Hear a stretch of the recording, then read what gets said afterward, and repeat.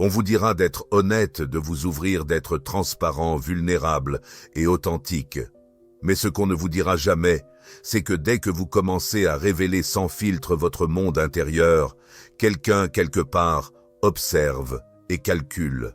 Et Machiavel aurait parfaitement su ce qu'il calcule, vos faiblesses, vos signes révélateurs, vos leviers.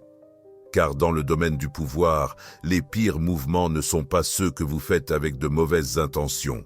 Les plus dévastateurs sont les erreurs honnêtes, celles que vous avez commises de bonne foi avec le cœur ouvert, celles qui vous semblaient authentiques, mais qui, au final, vous ont rendu disponible, prévisible et vulnérable.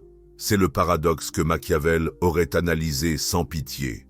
Il comprenait quelque chose que la plupart des gens ne saisiront jamais. Le plus grand avantage de votre ennemi est votre illusion de sécurité.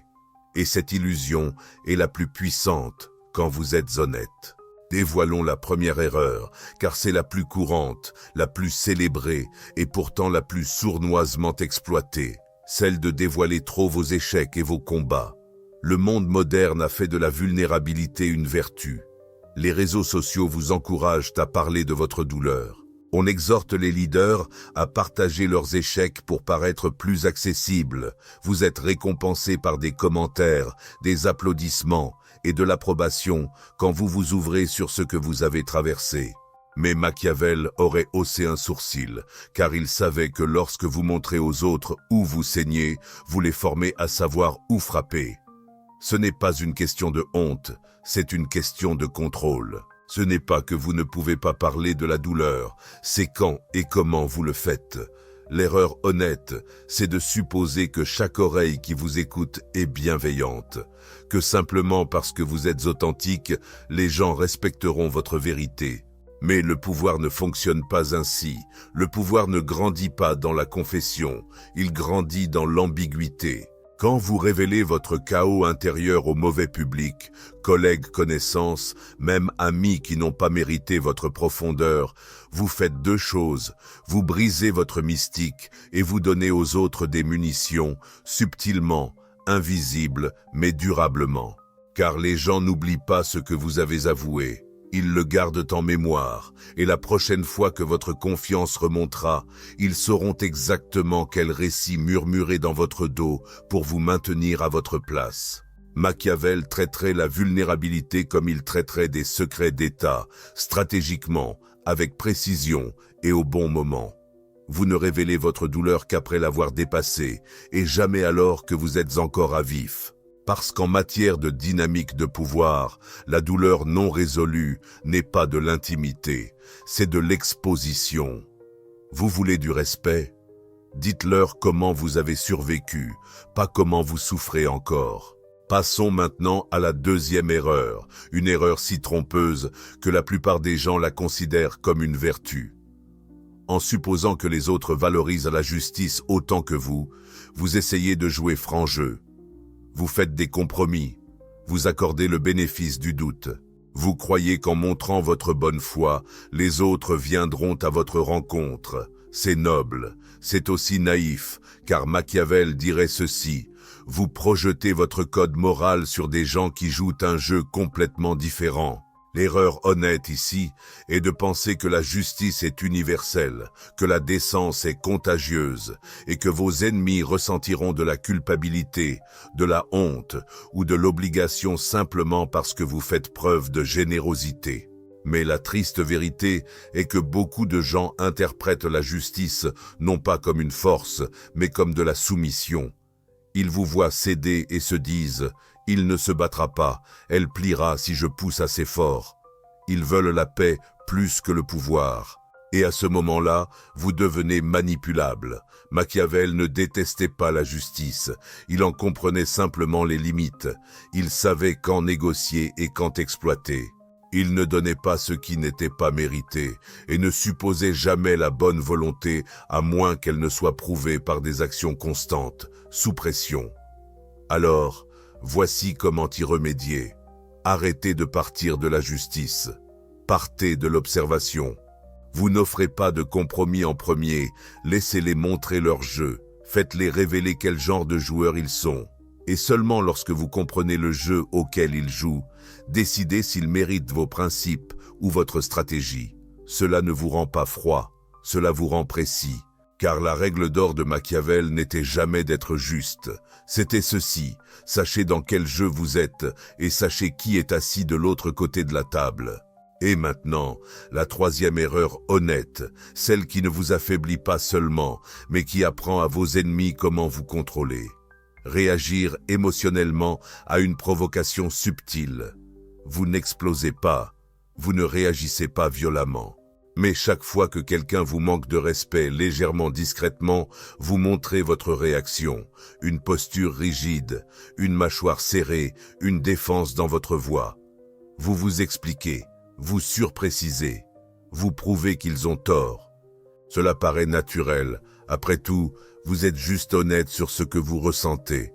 Mais en termes machiavéliques, vous venez de perdre du pouvoir parce que vous avez montré qu'il pouvait vous influencer. Vous avez révélé votre point sensible, la partie précise de vous qu'ils peuvent exploiter pour provoquer une réaction. Et lorsque vous êtes face à quelqu'un ayant ne serait-ce qu'un léger instinct prédateur, vous devenez prévisible. Machiavel vous apprendrait à adopter un masque, non pas pour cacher vos émotions, mais pour les transformer en armes. Il croyait au contrôle, pas à la répression. Vous ne niez pas vos sentiments. Vous retardez simplement leur apparition. Ainsi, quand quelqu'un cherche à vous déstabiliser, votre réponse n'est pas une riposte. C'est une pause, un silence, un clignement lent des yeux, un léger sourire en coin. Non pas parce que vous êtes au-dessus de ça, mais parce que vous voulez leur faire douter s'ils vous ont vraiment affecté. Dans ce silence, vous gagnez du temps. Avec le temps, vous gagnez du contrôle.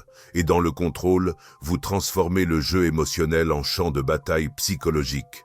Un terrain que vous maîtrisez parce que vous savez exactement ce qu'ils attendent de vous et vous refusez de le leur offrir. Voilà donc la leçon finale de ces 3 erreurs. Vous ne perdez pas de pouvoir à cause de la malveillance. Vous le perdez à cause de bonnes intentions exposées au mauvais regard. Par une honnêteté sans discernement, par une bienveillance offerte sans condition. Machiavel ne vous dirait pas de mentir, il vous dirait de choisir à qui révéler votre vérité, quand et comment. Parce que dans ce monde, le pouvoir n'est pas conquis par les cruels, il est conquis par les précis. Et ceux qui pensent que leur honnêteté les protège sont généralement les premiers à être désarmés par leurs propres mots. C'est dangereux de croire que le monde récompense la sincérité, que s'exprimer ouvertement, ressentir profondément ou jouer franc jeu vous immunisera d'une quelconque manière. Mais Machiavel comprenait quelque chose de bien plus brutal et bien plus précis. Le monde ne récompense pas la sincérité, il l'observe. Il étudie où vous êtes vulnérable, analyse comment vous réagissez et teste combien de vérités vous divulguez sans se soucier de savoir si votre auditoire la mérite. Car plus vous vous exposez, plus les autres peuvent cartographier votre terrain émotionnel. Et dès qu'ils comprennent votre configuration, votre histoire, vos réflexes, vous n'êtes plus mystérieux. Vous n'êtes plus dangereux, vous devenez familier. Et la familiarité engendre le mépris. C'est pourquoi Machiavel ne vous mettait pas en garde contre des ennemis qui attaquent avec des couteaux, mais contre des ennemis qui écoutent patiemment, des ennemis qui acquiescent pendant que vous vous expliquez, qui attendent que vous vous justifiez trop, qui vous laissent parler juste assez longtemps pour que vos propres mots deviennent l'instrument de votre perte. Alors, plongeons plus profondément dans la façon dont ces erreurs innocentes se multiplient et comment elles inversent silencieusement la dynamique du pouvoir avant même que vous ne vous en rendiez compte. Le premier niveau de cela touche quelque chose que la plupart des gens n'ont même jamais appris à protéger, votre langage marqué par le doute de soi. Cela se manifeste par de petites précautions comme « je me trompe probablement mais »,« cela peut sembler idiot mais », ou « je ne sais pas grand-chose, je pense juste ». Ces phrases paraissent inoffensives, voire polies, mais pour un esprit machiavélique, ce sont les mots de quelqu'un qui n'a pas encore revendiqué son droit à l'autorité. Et si vous vous exprimez ainsi dans une salle pleine de requins, vous êtes perdu avant même de commencer. car chacune de ces précautions envoie le même signal subconscient. Vous n'avez pas besoin d'être pris au sérieux. Peu importe la qualité de votre message, si vous l'emballez dans une forme d'effacement de soi, la salle suivra votre exemple. C'est ce que Machiavel voulait dire lorsqu'il écrivit « Les hommes jugent plus par l'œil que par la main, car tous peuvent voir, mais peu peuvent sentir ». En d'autres termes, les gens ne décortiqueront pas la profondeur de votre perspicacité, ils ressentiront votre doute de soi et vous le renverront. Alors, voici la solution. Supprimez cette introduction. Dites ce que vous voulez dire avec clarté, sans arrogance, mais avec conviction. Laissez vos idées tenir debout sans excuse, et si quelqu'un les remet en question, ne vous laissez pas déstabiliser. Ne vous défendez pas à outrance. Posez plutôt des questions telles que « Qu'est-ce qui vous fait dire cela ?» ou « Intéressant. Que proposeriez-vous à la place ?» Ou encore « Testons les deux idées et voyons laquelle l'emporte. » Tout à coup, vous avez renversé la situation. Vous n'êtes plus celui qui justifie ses propos, vous les amenez à clarifier leurs pensées. Et cela, à lui seul, vous élève au-dessus de la moyenne. C'est la précision machiavélique, pas la force brute, mais le cadre maîtrisé. Mais maintenant, allons un peu plus loin. Le deuxième niveau de la même erreur est encore plus difficile à voir parce qu'il se manifeste sous les traits de la conscience de soi. Vous admettez ouvertement vos défauts, non pas parce que vous êtes sous pression, mais parce que vous pensez que cela vous rend plus ancré. Je sais que je parle trop. J'ai tendance à trop réfléchir à tout. Je ne suis pas le meilleur avec les gens. Vous pensez maîtriser vos ombres, et peut-être que c'est le cas, mais entre de mauvaises mains, vous donnez à vos ennemis exactement le script qu'ils utiliseront pour vous discréditer plus tard. Parce qu'à présent, tout ce qu'ils ont à faire, c'est de te citer. Elle a même dit qu'elle n'est pas douée avec les gens, donc je ne pense pas que ce rôle lui convienne. Il a admis qu'il devient sur la défensive sous pression, donc je ne lui ferai pas confiance lors de conversations à enjeux élevés. Ils ont dit qu'il réfléchissait toujours trop, donc peut-être qu'ils n'ont pas assez confiance pour cette opportunité. Tu leur as remis le couteau. Ils attendaient juste le moment de s'en servir. Machiavel ne renierait jamais ses faiblesses. Il s'assurerait simplement que personne d'autre ne puisse les raconter mieux que lui. Donc, au lieu de te faire étiqueter publiquement, tu reformules tout. Par exemple, au lieu de dire « je réfléchis trop », tu dis « j'aime examiner les choses en profondeur avant d'agir ». Au lieu de « je ne suis pas doué avec les gens », tu dis « je suis sélective quant à qui j'investis mon énergie ». Et au lieu de « je suis trop sensible », tu dis « je suis finement attentive aux nuances émotionnelles ». Parfois, je ressens plus que d'autres. Ce n'est pas une simple façon de parler, c'est une autobiographie stratégique. C'est comprendre que le langage est un champ de bataille, et si tu ne te définis pas, quelqu'un d'autre le fera. Et enfin, exposons la version la plus dangereuse de l'erreur honnête, être émotionnellement lisible dans des environnements hostiles. Tu es dans une réunion, tu es subtilement miné, quelqu'un fait une blague qui touche un peu trop près du vif et tu le ressens. Tu sens la chaleur monter à ton visage, l'aigreur dans ta poitrine, le besoin de te défendre. Alors tu parles plus vite ou plus fort, ou tu te déconnectes émotionnellement. Dans tous les cas, la salle le remarque. Et pire, la personne qui a déclenché cela voit que ça a fonctionné. L'avertissement de Machiavel ici serait brutal, mais nécessaire. S'ils peuvent te lire, ils peuvent te manipuler. Tu deviens une marionnette dont les ficelles sont des signaux émotionnels. Et la partie la plus cruelle, ils ne s'en serviront pas seulement contre toi à cet instant. Ils garderont cela pour le moment précis où cela te coûtera le plus cher. Alors, quelle est la stratégie? Tu deviens délibérément illisible. Tu laisses la tension passer à travers toi comme de la fumée. Tu écoutes avec calme. Tu retardes ta réaction non pas pour l'étouffer, mais pour garder le contrôle sur quand et comment elle s'exprime. Tu ne deviens pas plus froide. Tu deviens plus lente, plus intentionnelle, plus observatrice.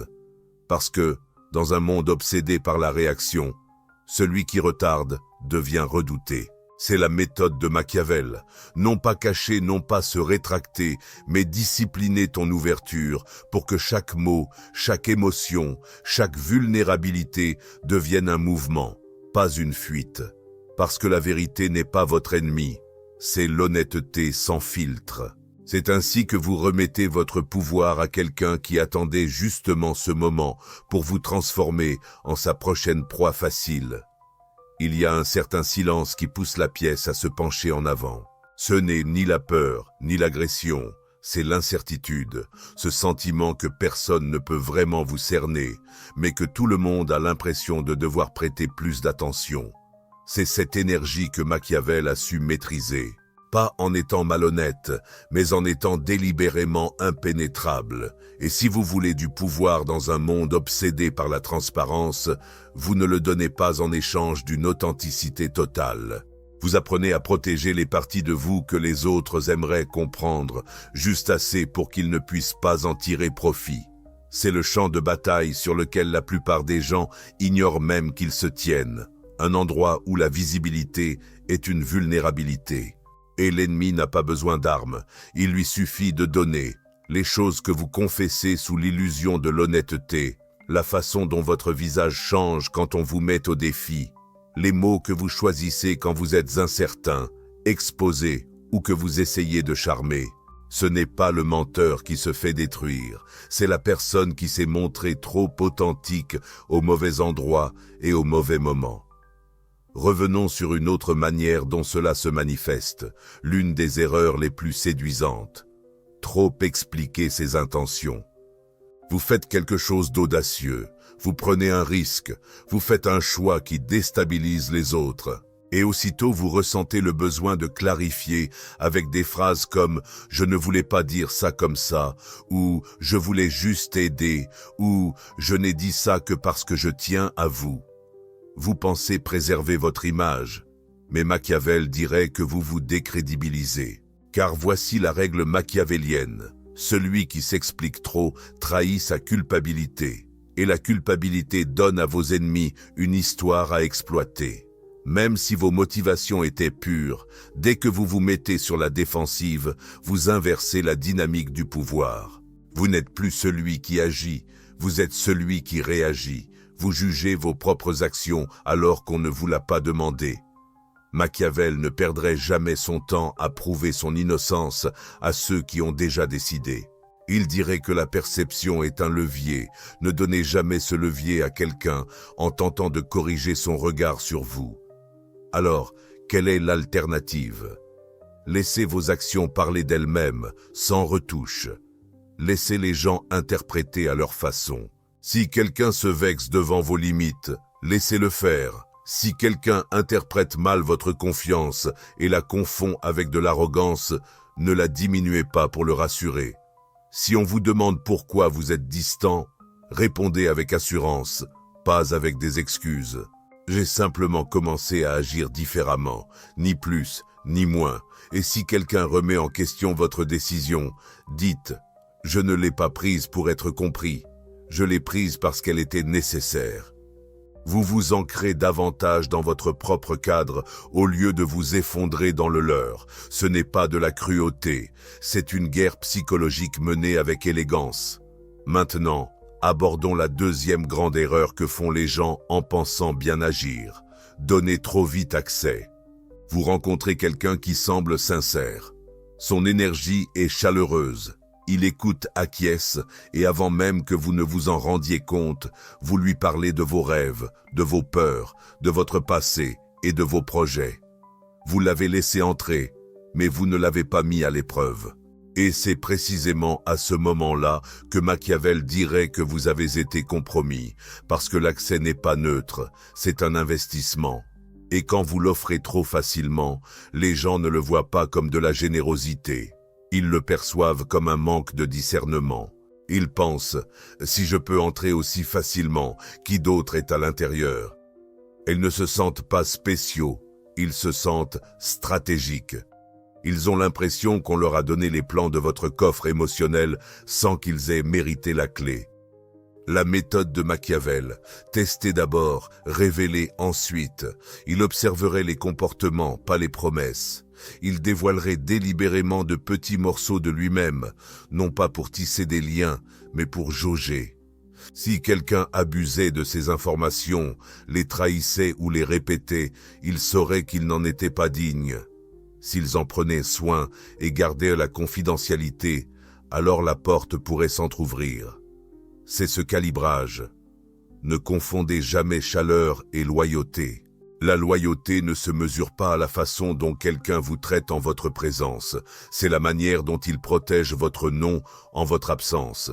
Et enfin, la troisième erreur, sans doute la plus honnête, la plus humaine et la plus dangereuse. Faire confiance trop rapidement aux gens simplement parce qu'ils vous ont montré leur douleur. Ils vous racontent une histoire sombre.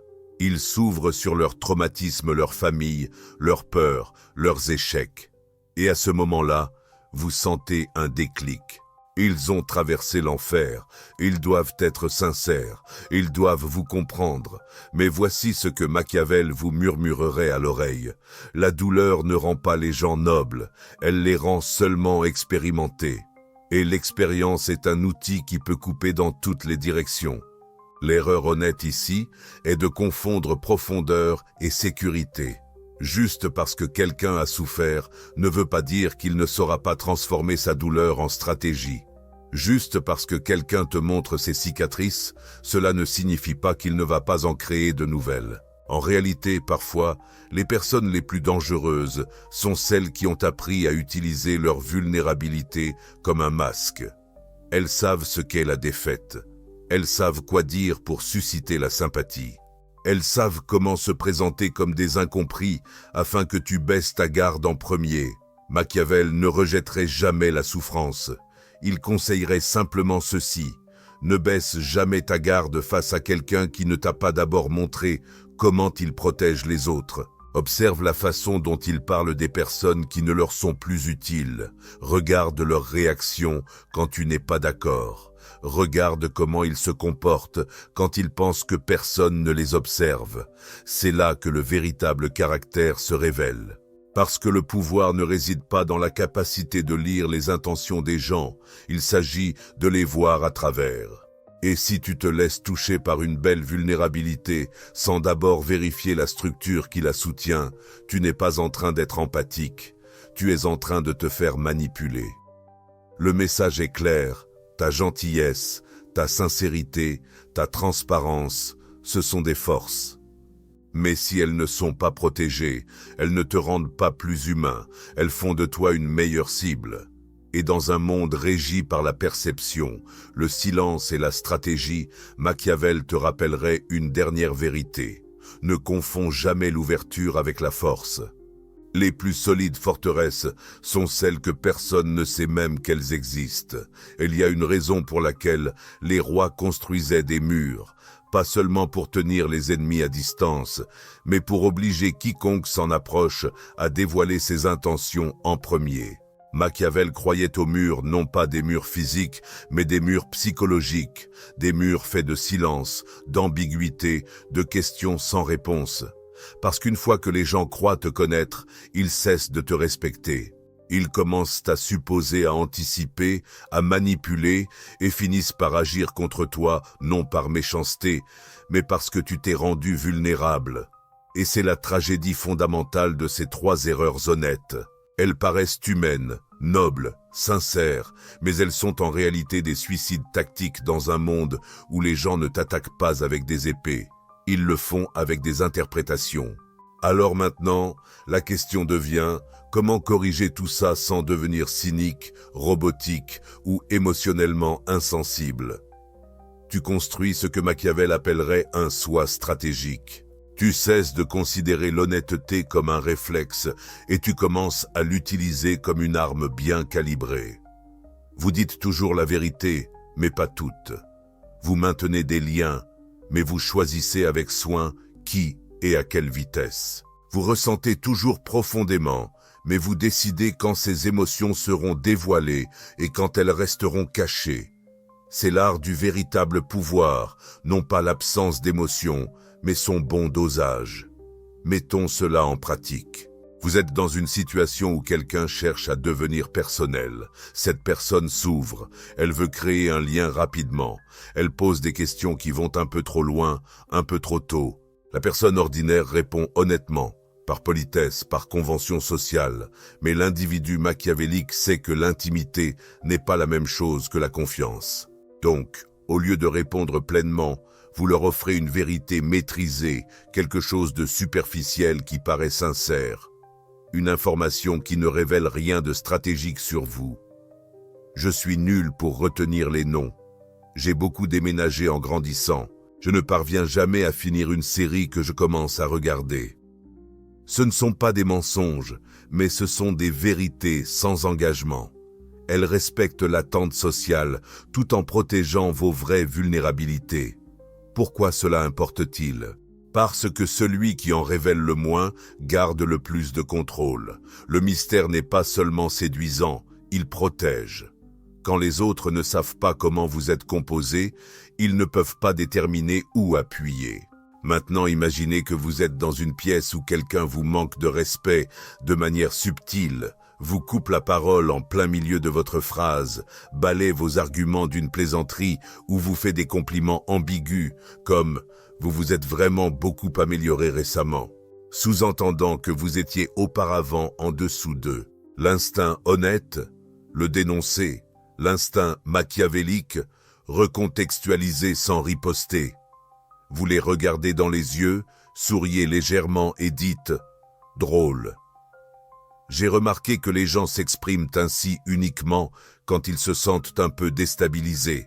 Vous n'accusez pas, vous ne vous énervez pas, mais l'atmosphère change, et la personne venue vous déstabiliser doit maintenant se demander ce que vous savez qu'elle ignore. C'est un contrôle psychologique, non pas par la force, mais par une clarté inégale. Vous devenez imprévisible, non pas chaotique, mais maîtrisé, et l'imprévisibilité génère de l'hésitation. L'hésitation, dans toute dynamique de pouvoir, est une forme de soumission. Voici un autre scénario. Quelqu'un tente de vous entraîner dans un drame. Cette personne partage des commérages, elle veut votre avis, elle fait semblant que ce n'est qu'une simple décompression, mais en réalité, elle teste votre loyauté. Acceptez-vous-la pas?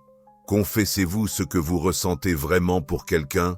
Dites-vous des choses qu'ils pourront répéter plus tard. La stratégie de Machiavel consiste à répondre par une question, toujours par une question, comme « c'est intéressant ». Que pensez-vous de leur véritable objectif? Ou encore, je me demande combien de personnes se comportent ainsi avec eux et combien se laissent faire. Soudain, vous déplacez le projecteur. Vous n'êtes plus celui qui fournit les munitions, vous les faites sortir. Et ce faisant, vous devenez dominant sur le plan informationnel. Car voici la règle tacite que Machiavel a toujours respectée. Celui qui sait le plus et parle le moins détient le pouvoir le plus durable. Cela ne veut pas dire que vous devez cesser de faire confiance. Cela signifie que vous vous entraînez à retenir votre confiance jusqu'à ce qu'elle soit méritée. Vous cessez de supposer que les autres partagent votre boussole morale. Vous abandonnez l'idée que les gens sont ce qu'ils prétendent être. Vous cessez de penser que les intentions comptent plus que les comportements. Et surtout, vous arrêtez de traiter votre vérité comme quelque chose de gratuit. Votre vérité est précieuse. Elle se mérite. Elle doit coûter quelque chose aux autres pour l'obtenir. Du temps, de la constance, de l'observation, pas un joli sourire et une belle histoire bien rodée. Et lorsque vous agissez ainsi, lorsque vous réservez votre monnaie émotionnelle, vous faites quelque chose que peu de gens réussissent. Vous créez de la rareté autour de votre monde intérieur. Là où il y a de la rareté, il y a de la valeur. Là où il y a de la valeur, il y a du respect. Et là où il y a du respect, un véritable respect, le pouvoir suit. C'est ce que Machiavel voudrait que vous compreniez.